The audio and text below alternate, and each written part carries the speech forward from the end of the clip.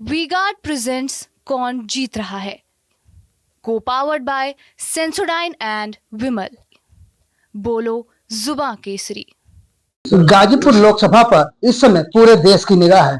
निगाह का कारण यह है कि साल 2014 में जब यहाँ के तत्कालीन सांसद मनोज सिन्हा ने चुनाव जीता था तो पूरे गाजीपुर ही नहीं आसपास के जनपदों में विकास का काम किया था, लेकिन 2019 के चुनाव में वो कहीं न कहीं जातिवाद और गठबंधन के चक्कर में चुनाव हार गए थे। ऐसे में एक बार फिर 2024 के चुनाव गाजीपुर में हो रहा है, जिसमें भाजपा से पारसनाथ राय तो वहीं समाजवादी पार्टी से अफजाल अंसारी प्रत्याशी है।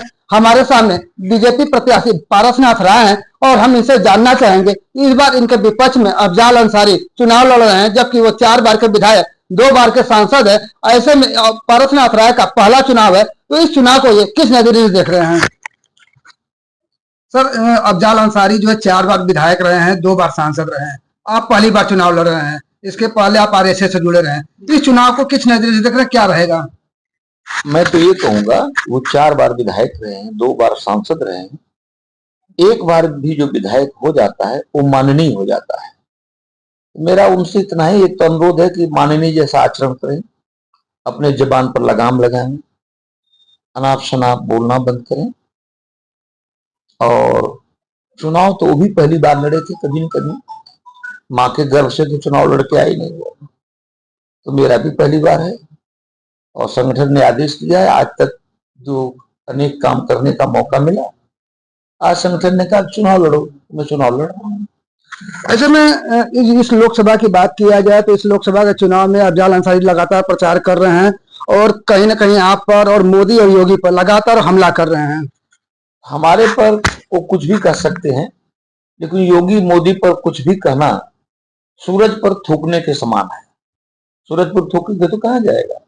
कहाँ योगी, कहाँ मोदी और कहाँ आतंकवाद से युक्त सारा उनका परिवार। उनका परिवार यही नहीं, पूरे देश विदेशों से आतंकवाद से उनका परिवार जुड़ा हुआ था, विशेष रूप से मुख्तार अंसारी। अब मुख्तार अंसारी की छाया से वो अभी मुक्त नहीं हो पा रहे हैं, अनमुक्त हो पाएंगे लंबे दिनों तक।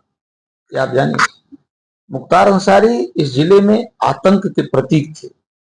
इस जिले में क्या बड़े पैमाने पर देश में अंतर्राष्ट्रीय स्तर पर वो आतंकवादी थे। पर जी अगर बात किया जाए तो बाप उनकी जो बेटियां भी हैं वो भी लगातार चुनाव प्रचार कर रही हैं और वो भी जो है इन दिनों मोदी और योगी पर जो अटैक कर रही हैं। अभी उनका एक वीडियो भी आया था उनकी बेटी नूरिया का। उनका ये कहना है कि जब मोदी और योगी का कोई बेटा नहीं है तो वो किसी भी माँ बाप का वो दर्द क्या समझ सकते हैं। मोदी योगी का बेटा तो 1,40,00,000 लोग उनके बेटे हैं और उनकी बेटियां हैं। इस बात का अनुमान लगाना चाहिए, भारत ऋषियों का संतों का देश रहा है और सारा परिवार सारा समाज की चिंता वो लोग करते थे।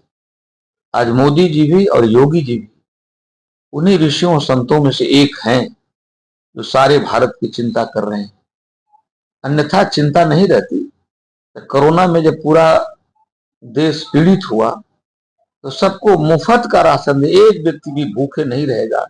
इतना बड़ा निर्णय ये सामान्य निर्णय नहीं है। आज तक मुफ्त का राशन सारी जनता को मिल रहा है और उस गरीब आदमी से पूछिए जिसके लिए आवश्यक है। ऐसे में अगर बात किया जाए तो अफजाल अंसारी ने कल एक पियरी में जो चुनावी जनसभा किया है और उस जनसभा में उन्होंने ये कहा है कि 3 राउंड का चुनाव खत्म हो, चौथा राउंड का जो चुनाव आना है, यानी कि यूपी में 13 सीटें हैं और इन 13 सीटों में कुछ जनपदों का नाम भी लिया है और उन्होंने ये कहा कि इन 13 में से 7 सीटें जो भारतीय जनता पार्टी हार रही है। 13 में 13 भाजपा जीत रही, ये उनका भ्रम है। उनको इस सीट का भी अंदाज लग रहा होगा कि हार रहे हैं कि जीत रहे हैं। बहुत बढ़कर कहना मेरे लिए उचित नहीं होगा, लेकिन गाजीपुर में मुझ से एक सामान्य कार्यकर्ता को भाजपा ने टिकट दिया है, प्रत्याशी बनाया है। नामांकन जो मेरा हुआ उसके लिए मैंने बहुत कोई भाग दौड़ नहीं की थी, लेकिन गाजीपुर की आम जनता सड़कों पर आ गई थी उस दिन। इससे तो उनको भी अंदाज लग गया होगा। इससे अधिक मैं क्या कह सकता हूँ। पारस जी अगर बात किया जाए गाजीपुर की राजनीति की तो 1984 जहां मेरी जानकारी 1984 से अफजाल अंसारी चुनाव लड़ रहे हैं और उनके चुनाव लड़ने से ही मुख्तार अंसारी भी कहीं ना कहीं प्रत्यक्ष या अप्रत्यक्ष रूप से जो है राजनीति में इन्वॉल्व रहे हैं। ऐसे में पहली बार 2024 का ये पहला चुनाव है जो बिना मुख्तार अंसारी के चुनाव होगा। तो क्या लगता है कि इस बार का राजनीतिक परिदृश्य क्या होगा? एकदम बदलेगा। मुख्तार अंसारी के कारण जिला भयमुक्त महसूस कर रहा है। मुख्तार अंसारी की ताकत आपको क्या बताऊं। मुख्तार अंसारी से जेल में जो लोग मिलने, जरा चचा जेल में मिलने आ जाइए, चचा आपका आशीर्वाद चाहिए, चचा जाते थे, मुख्तार अंसारी जी 2 लाख रुपए ऐसे देते थे, कहते थे नहीं नहीं रहने दीजिए हम कर लेंगे। अरे चचा आपका बहुत खर्च हो, ऐसे काम चलिए आपका, इसको रख लीजिए। उनकी हिम्मत नहीं पड़ती थी लोगों की, 2 लाख रुपए रखते थे और 2 लाख अपने जेब से लगाकर मुख्तार अंसारी ये लोगों का, उनके समर्थकों का, उनके भाई का, उनके चचा का प्रचार करते थे। अगर बात किया जाए जो इस बार जो चुनाव चल रहा है और इस चुनाव में अफजाल अंसारी जो है आप पर लगातार अटैक कर रहे हैं कि जो उनका विद्यालय चलता है वो कहीं ना कहीं जो है सरकारी भूमि पर है, पोखरे की भूमि पर, तो ऐसे में उनको क्या जवाब देंगे? वो हमारे सांसद रहे हैं, मेरा कॉलेज भी उन्हीं के संसदीय क्षेत्र में आता है। मैं लोगों से पूछता हूं क्या आपने अफजाल अंसारी साहब 5 वर्षों में आपके यहाँ आए, तो लोग कहते हैं नहीं नहीं नहीं आए। उनको आना चाहिए। जो मेरा कॉलेज है मेरे बाप दादों की पैतृक संपत्ति पर बना हुआ है, उनको भ्रम है। ठीक जानकारियां करने, कायदे से जानकारी करें, कम से कम अपने संसदीय क्षेत्र के बारे में जानकारी करें। लेकिन वो तो पार्लियामेंट में भी नहीं थे, मुश्किल से 10 या 15 दिन पार्लियामेंट में रहे, जनता के बीच रहे नहीं, एकदम नहीं रहे। हमसे पूछते हैं जनता से, लोगों से, कि आपने मास्टर साहब को देखा है? लोग कहते हैं नहीं नहीं नहीं नहीं देखा। हमको क्यों लोग देखेंगे? मैं तो क्लास में उपस्थित था अपने, जो काम मेरा था। वो तो न जनता के बीच में उपस्थित थे न पार्लियामेंट उपस्थित थे। जहां उनको उपस्थित रहना चाहिए दोनों जगह गैर हाजिर थे। अगर अध्यापक की जगह मुझे नंबर देना रहे तो मैं उनको 0 नंबर दूंगा, 0, आप एब्सेंट हैं। अच्छा मैं पारस जी, और अगर बात किया जाए तो अफजाल अंसारी की जो राजनीतिक करियर की शुरुआत हुई थी वो कम्युनिस्ट पार्टी से हुई थी और मौजूदा समय में समाजवादी पार्टी में है।